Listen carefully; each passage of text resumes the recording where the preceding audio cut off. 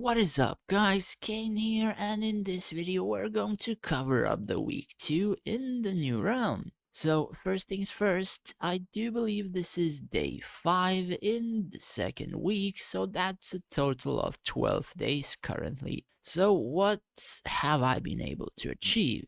So the 3-star SSR is still pretty good, as would be for majority of the SSRs, at least up until like level 60. So the Shard Trainer is mainly one of the top damage dealers if you add his damage as well as the Shark's damage. Together, not many can actually surpass that damage, even combined to 2 as well. And in terms of emblems, I am working on getting 4 anger emblems for him, but I'm not spending my diamonds on the emblems, and instead I'm just farming them slowly. Something that a lot of people are not doing, and some even VIP 12 players, they jump in like 300,000 power just by getting like 2 or 3 sets for diamonds. I mean, as much stats as they do add, majority of these won't really have that huge effect that will give you a lot of stuff for the amount of diamonds. I mean, it depends what kind of skills they have, but for quite a few, it's really not a good idea. So one of them is Windstalker. As you see, he's VIP 12. It doesn't have very good units, but if we check like the emblems, like you see, 5 different emblems, not a very good set, and it's a waste of diamonds.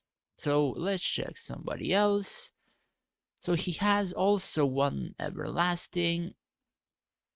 Check something else. Like, he has a different type of. He even buys the purple ones as well. So honestly, I am not really sure whether this guy will go very far in the game. He has already wasted so much, and when people start using those diamonds for the URs, highly likely he's not going to have a single UR for at least a few months.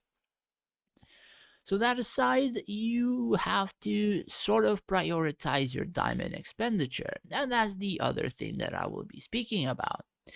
So majority of my diamonds, as you can see, have remained the same throughout the videos, and I have spent them only on artifacts. So as you can see, I have some decent level artifacts. I wouldn't say they're bad, but I wouldn't say they are that good either. The reason for that is you need the stats, as you can see here, the magic damage, the hero stats, and the buffing stats. Because even as free to play, if you don't have like a decent amount of stats, you're not going to pass the Trial of Angels, you're not going to pass the Endless Inferno, and those are kind of free rewards that you will be missing. So in general, if you don't pass, let's say, Endless Inferno 10 more stages, that's about I don't know, 400 to 500 soul stones a week less than you would essentially be able to. And the earlier you spend your diamonds for artifacts, so the more stuff you will be able to get, and the more stuff you will be able to get in the future, as you would be slowly stacking up those free rewards, using them, and then getting more stuff to help you pass further. However, it depends when the UR altar will appear. So for example, if the UR altar would appear like 1 week before and you spend like majority of your diamonds in the early servers, that's not going to end up well. But if you have like 2 or 3 weeks before a UR altar, then having at least 16,000 would be sufficient enough to get one 3-star, and 3-star is decent enough depending which one you will take. So from going throughout the URs, let me find a couple. So for example, the Grim Reaper, I don't think that he's going to be very good in the early realms just because he's an offensive unit. He has some buffing, debuffing stats, all that kind of stuff, but majority of his power lies in keeping the Necropolis units from dying, which is the domain skill. As you can see here, the Silent Graveyards, When the domain is revealed, dispels all hostile buffs and puts them in low morale for 15 seconds. When the domain exists, all hostile units decreased, all that kind of stuff. And also Allied Necropolis, god damn it. And also Allied Necropolis units will enter white state when HP 0, can't die but can be healed. So yeah, that is pretty much why the Dark Champion would be pretty good, but that is a huge investment that somebody would have to do.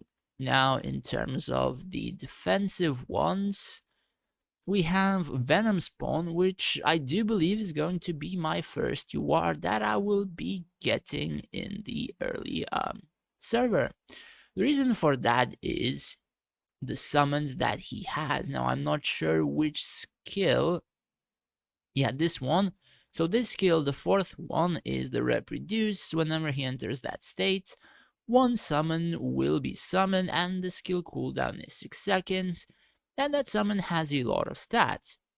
So the thing about this is that Venom Spawn is quite tanky. He summons creatures onto the battle, and those creatures, I do believe, get affected by the emblems.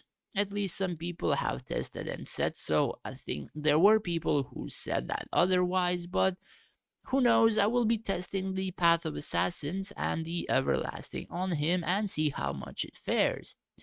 So I do believe the Venom Spawn will perform quite well even from the 3-star, but he will grow as the skill will be upgraded.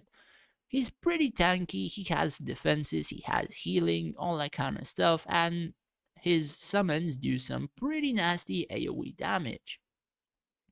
So I will more or less be keeping that in mind whenever it appears and if I'm able to get it. Now it really depends. If he's not on the list, then of course I will not get him in the next few weeks.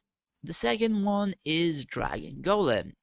And this unit is pretty much required if you have a full server of, let's say, devils and all that kind of stuff. So this guy doesn't have devil.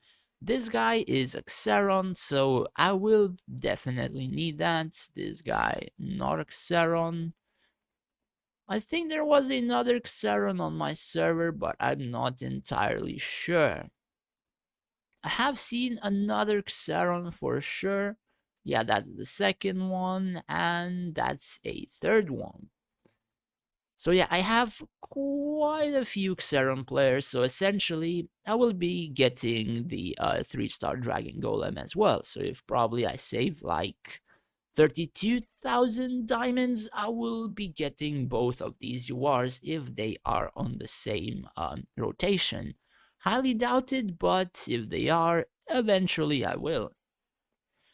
But if they are, essentially I will. The charging units, there's only one commander here, that is Evil Sorceress, and I do not think that this commander is very good. This commander is probably one of the weaker ones in the game. I mean, how can I say this? Spellbreaker ability got nerfed, even as a lot of people would say it isn't. It is actually nerfed. I mean, you probably won't notice it in the early game, but as a commander, essentially you will want to get this to 6 stars, otherwise like this commander will be almost useless, and it's going to die rather quickly. Because majority of the damage from this commander is in the domain by herself, which will proc the Spellbreaker, which is uncapped damage, and uncapped means pretty much you do insane amounts of damage if this unit has the Path of Assassin emblems. So if I were to be able to give you some small numbers, this spell triggered or hero spell triggered Spellbreaker is doing like times 1 damage, right? And the domain triggered Spellbreaker is doing like 4 times the damage or 5 times the damage. So pretty much you can essentially adjust the fact that some part of the sorceress skills are capped and the others are not.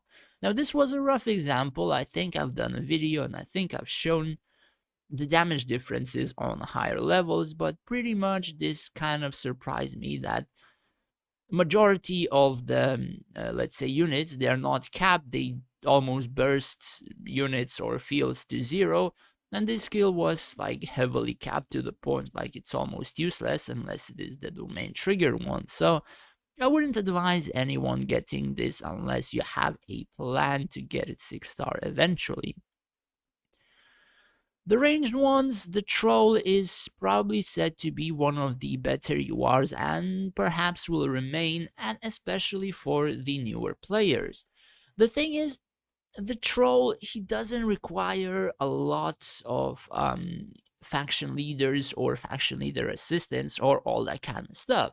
Basically, the troll can solo carry the fields by himself and quite easily. I mean, sure, you're going to require tanks, buffers, all that kind of stuff, but um, in other words, it's like troll is not heavily based on faction leaders. Even if they would buff him, if you upgrade him properly, if your formation is quite decent, the troll is able to more or less single-handedly carry fights, even if 7 units on your field have died. That is how strong the troll is, but majority of those things depend on your emblems, which is a huge sink of your resources. So do keep that in mind. And the Ice Demon. So Ice Demon is one of those URs that personally I wouldn't deem very good unless you have like 6-star or whatever, then it would be good.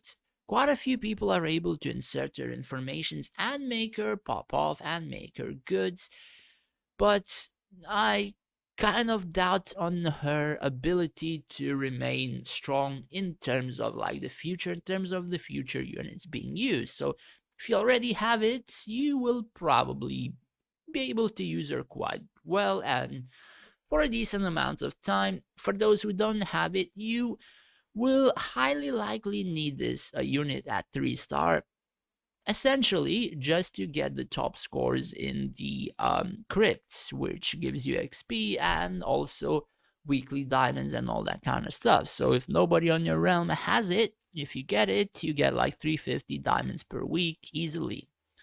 And essentially, it would probably buy back through the materials that you get and through the diamonds you will be able to get. As this is pretty much one of the better units to get, at least in the crypt. And from the casters we have Judicator and I believe Regnancier. So Judicator is universally one of the better URs in the game, and if you're playing Dragon, she will be your core damage dealer and your core utility as well, with some other units who will either do damage or also buff her to be able to do such a thing. Now, it really depends on formations and all that kind of stuff, so we won't really discuss the formation in general. The Judicator, I'm not sure which skill it is. Let me see. Yeah, it is the Blessing of Light. Whenever a friendly unit's HP is lower than 25 for the first time, the Judicator casts Light Shelter and protects all companions for 3.5 seconds, and I think it's 6.5, 6.2, something along those lines whenever the skill is level 15 or 16.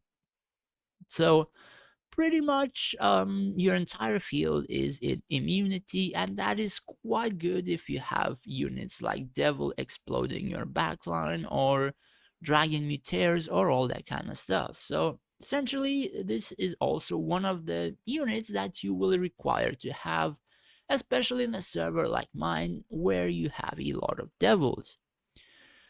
And Regnancier, this unit is also one of the stronger ones so far as I have seen. Now I'm not sure whether it is the domain or the skill itself, but it's able to dish out insane amounts of damage, especially with the Path of Assassin emblems. And it says here, Summons a water sprout from the deep every few seconds, causing 15% damage and additional damage equal to 1.6% of max HP to two hostile units every 0.5 seconds. And at the same time, emaciates and it lasts for 5 seconds. So this HP percent damage will proc 10 times.